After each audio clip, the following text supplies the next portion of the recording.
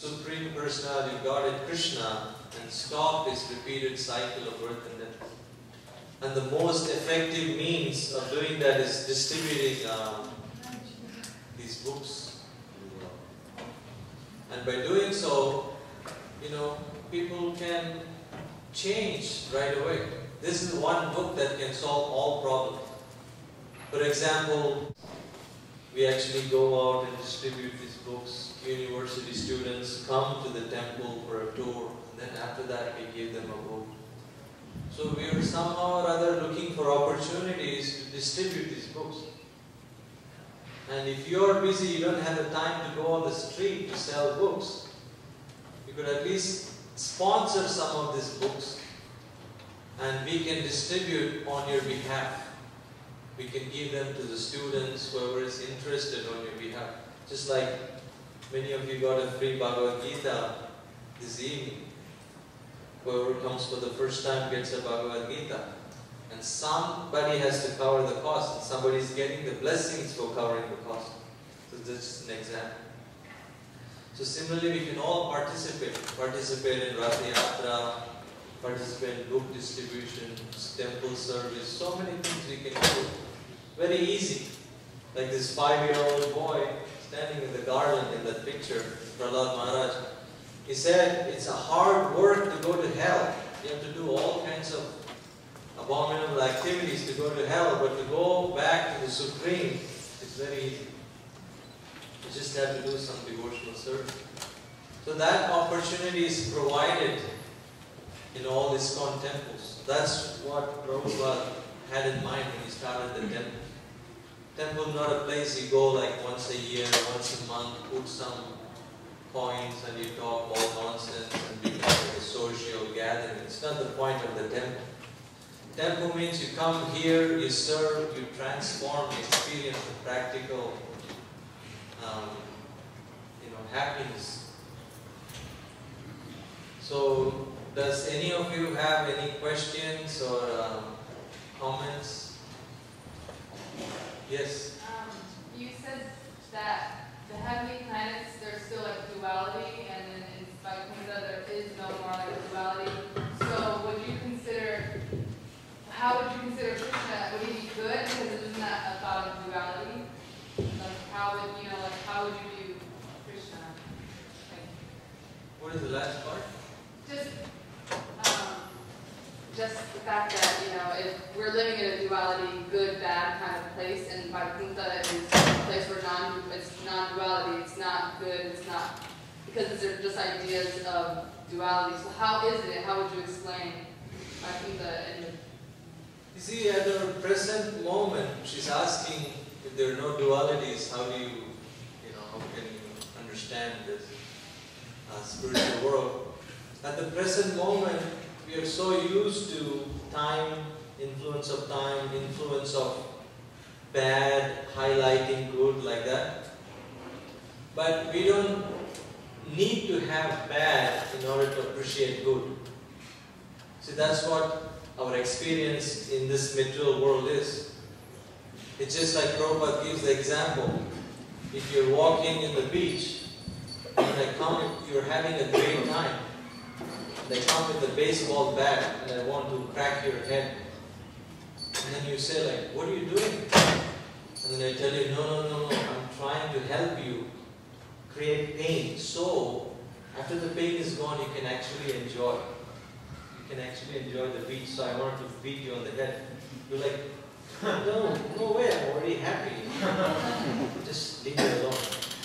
So because we are suffering so much, we come up with this kind of convenient philosophy to say, oh, I need to suffer to be happy. I need to have gray hair, I need to do this, I need to do that. Because that's going to be forced on you anyways. So you just come up with excuse so you don't look so bad. But in the spiritual world, we don't need to have these dualities. Because we are so absorbed. It says in the spiritual world, every step is a dance, every word is a song, every tree in the spiritual world is a wish-fulfilling tree. Here a mango tree can only give you mangoes, there a mango tree can give you like bananas. And the cows or Surabhi cows, they give you unlimited milk. And every living being there is conscious that Krishna loves them equally. And you're so absorbed in service, there is no selfishness, there is no time, there is no old age, there is no death, it's just like purely spiritual. And because of our bad experiences in this world, it's going to be hard to conceive. Like Prabhupada sometimes would say, like, somebody asked Prabhupada, like, oh, if everything is conscious in the spiritual world, what about if I'm eating rice, and the rice is also conscious, and I'm also conscious? So what happens when it goes in the stomach? Prabhupada said, when you go there, you'll find out. Just don't kill yourself with all these thoughts. Just chant Hare Krishna. So we don't need dualities to be there. It's actually unnatural to experience duality. That's not purely spiritual. That's actually a punishment for the soul. Even in this world, Krishna says, how do you know you're a super yogi? That you go beyond the dualities. Even in this world where you're living, Krishna says, you will see gold and temple as saying, honor and dishonor, pain, happiness. You will transcend all these dualities even in this world, and you will come to the platform, transcendental platform in this world, before you are allowed in the spiritual world. So it's a beautiful thing that we can experience right now. By reading the Bhagavad Gita, it's like the GPS guides you back to the spiritual world. Does anybody else have it? Yes, ma'am. There's two kinds of devotee. I have questions about devotee who chant 4 rounds and doing pure devotional service in the temple, or who is superior, or those devotees who chant 16 rounds and doing service for the minute. Who is superior? That only Krishna can decide. What she's asking, if somebody chants 4 rounds, we have this prescribed number of rounds we chant on these beads. So if somebody is only chanting 4 rounds and somebody is chanting 16 rounds, who is superior? Well, in one sense, we should chant all the time. The more we chant, the better we will become. Our consciousness will be cleansed. So in that sense, definitely Prabhupada said chant 16 rounds minimum. In another sense, somebody could be chanting 4 rounds because of their circumstances, but they could be more sincere than the ones chant 16 rounds. Somebody could be chanting 16 rounds, but they're so offensive to other devotees, so greedy, doing all kinds of horrible activities. So for Krishna, it doesn't mean anything. You're chanting 16. Somebody could be doing 4 rounds and they're very sincere, and Krishna will bless them that they will get an opportunity to increase the rounds. It's not good to just be stuck in 4 rounds. What is that? All day we're talking nonsense and just keep Krishna 4 rounds. A little more. I said about those who chant 4 rounds and doing pure service, and those who chant 16 doing service for the payment. That payment? Yes, for the money. So I asked about more about this. Yeah, again, it's the same thing. Krishna sees your heart. We could hide under the garland and ropes and all kinds of things, but Krishna sees the heart. So it's up to Krishna, up to the devotee, but it's best somebody chants 16 rounds and do devotional service as much as possible without expecting anything in return. That's the highest standard. But if somebody is chanting 16 rounds, they may need some income, they may have family, so they're getting payment. Nothing wrong with that. Because we have to be practical, we have to live in this world, and it costs money to live in big cities. So some people get some money in return for service. It's okay. One question. Bible, I didn't read Bible, but I heard what Christian people, they said they're going to heaven. So if Bible invited people to heaven, that means cheating people? No, when the Bible talks about heaven, they're talking about Krishna Loka. talking about Krishna's planet, but they're just using different words. At least when Christ was referring to the heaven, he was referring to his father, Krishna, being there.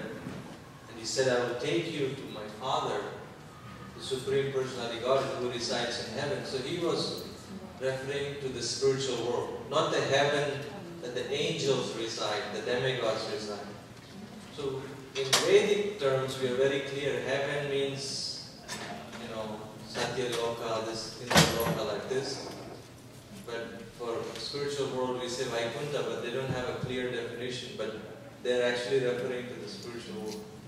But from where the interpretation that heaven is in Krishna Loka, who gave that interpretation? It's not who gave. You can see from the teachings of Christ, he's not talking about heavenly planets. Christ is not saying, come to heaven, you will have long life and lots of sex and somaras and this kind of things. Christ is saying, my Father in heaven, you come to me, you chant the holy names of my Father, you come to me, I will take you there. So it's obvious he's not talking about the heavenly planets. So it's not interpretation, it's clear as Prabhupada's words. Prabhupada would say, somebody say, what about Jesus Christ? And Prabhupada said, what about Jesus Christ? Why don't you become like him? 100% pure lover of God. So it's clear what he's talking about. Any quick things? Last questions? Adam Prabhu. Thank you for the class, Prabhu. My question is, why do we have fear of death? Why do we have fear of death? Because the soul never dies. The soul is eternal, and he wants to be eternal. So the body is made of flesh and bone and all these things, so it can get destroyed.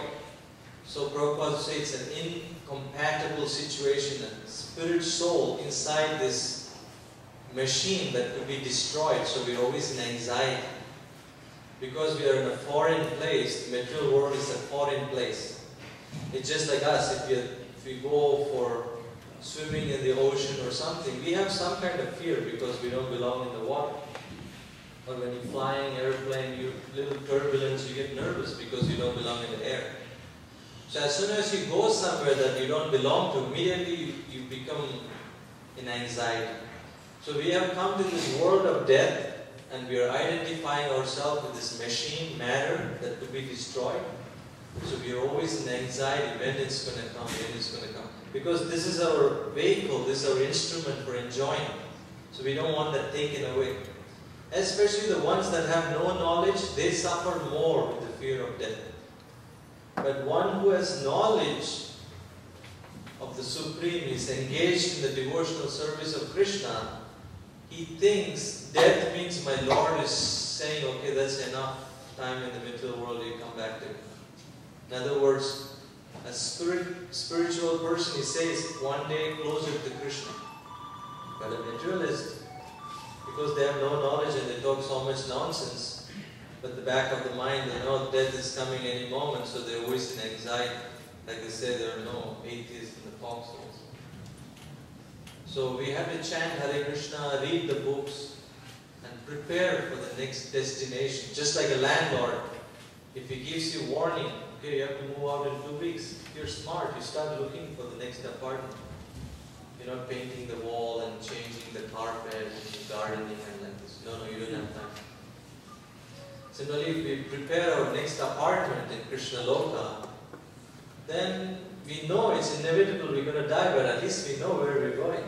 We are in ignorance, then there's so much anxiety. So that's what the temple is for, to educate ourselves. Thank you for your kind attention. Grantaraj Srimad Bhagavad Gita ki jai, Srila Prabhupada ki jai.